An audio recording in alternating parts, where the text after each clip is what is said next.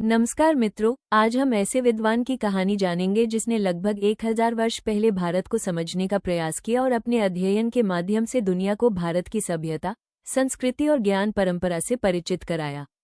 उस महान विद्वान का नाम था अल-बिरूनी। इतिहास में बहुत से यात्री भारत आए, कुछ व्यापार के लिए, कुछ विजय प्राप्त करने के लिए और कुछ नए अवसरों की तलाश में। लेकिन अल-बिरूनी की यात्रा इन सबसे अलग थी। वे भारत को जीतने नहीं, बल्कि उसे समझने आए थे।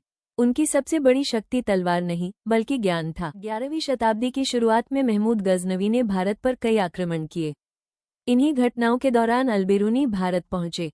लेकिन जहां महमूद का उद्देश्य धन और विजय था, वहीं अल-बिरूनी का उद्देश्य ज्ञान प्राप्त करना था।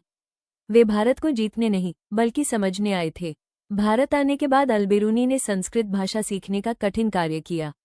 उन्होंने वेदों, पुराणों, उपनिषदों और अनेक भारतीय ग्रंथों का अध्ययन किया। वे भारतीय विद्वानों से मिले, उनके साथ चर्चा की और भारतीय समाज को बहुत करीब से समझने का प्रयास किया। कई वर्षों के अध्ययन के बाद उन्होंने एक प्रसिद्ध पुस्तक लिखी, जिसका नाम था किताब-उल-हिंद।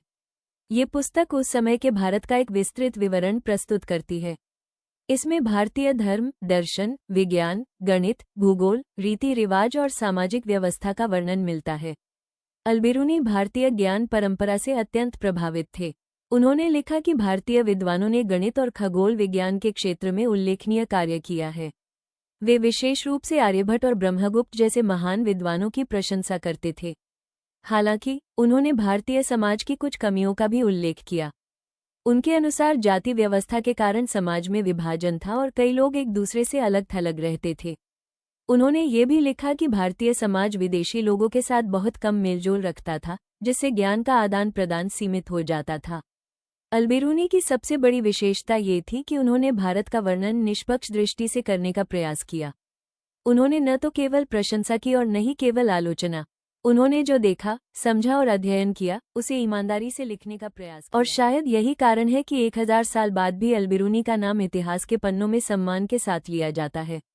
क्योंकि उन्होंने हमें ये सिखाया कि किसी भी समाज को समझने का सबसे अच्छा तरीका है उसे खुले मन से जानना, सीखना और समझना। अगर आपको यह वीडियो पसंद आया हो और आप ऐसे ही रोचक ऐतिहासिक विषयों पर और वीडियो देखना चाहते हैं, तो हमारे चैनल को सब्सक्राइब करना